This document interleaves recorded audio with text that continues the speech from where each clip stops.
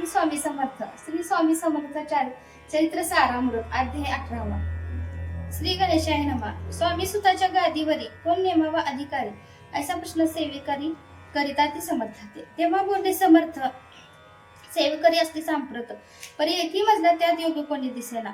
जेव्हा येईल आमच्या मानसी त्या समय मोर पंखरासी अधिकार नेमुगा दिसे चिंता तुम्ही न करावी. मोर पांखरा समर्थ म्हणती वेळोवेळा रात्रंदिव तोच चाळा मोठमोठ्याने ओरडते. आमच्या पाऱ्याची वीट जतन करावी नीट वारंवार म्हणते समर्थ काकूबाई लागोने.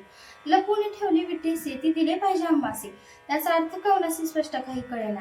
असो स्वामी सुताचा भ्राता कोकणात राहत होता. स्वामी सुत मृत्यू पावता वर्तमान कळले त्या. तो केवळ अज्ञान दादा त्याचे अभिमान त्याचे शरीर समाधान कृश होत चालला. काकूबाईने त्याशी आणवले आपणापाशी.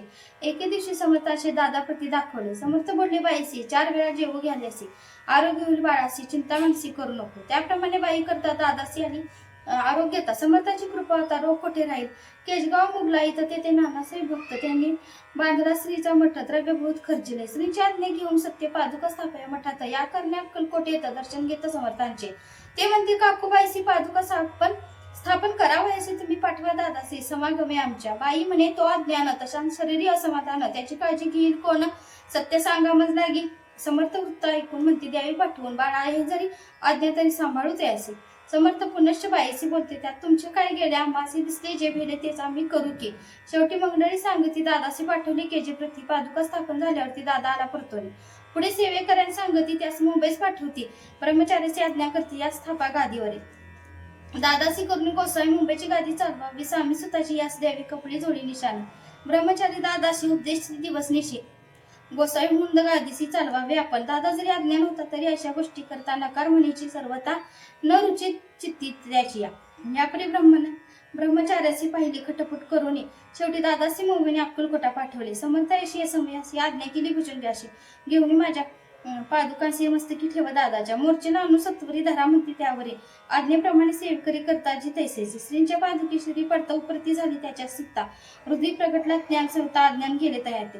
धन्य गुरुच्या महिमाने पादुका स्पर्श पूर्ण झाले तत्काळ ब्रह्मज्ञान काय धन्यता वर्णावी. असं दादाच पाहून वृत्ती काकूबाई तचकली चित्ती म्हणे समर्थ दादा प्रति वेळ खचित लावली. ती म्हणे जी समर्थ आपण हे काय करता दादाची श्री ठेवता पादुकाय काय म्हणून. समर्थ बोलले ती असे जे बरे वाटेल आम्हा सीतेची करूया समयासी व्रत बडबड करू नको.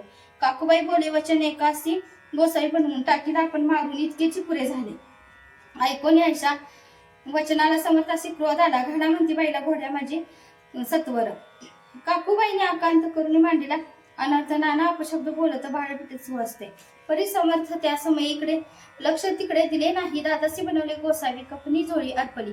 दुसऱ्या दिवशी दादासे समर्थ पाठवती भिक्षेशी. ती पाहून काकूबाईचे दुःख झाले अपार. समर्थांशी हसू आले. अधिकची कौतुक मांडले.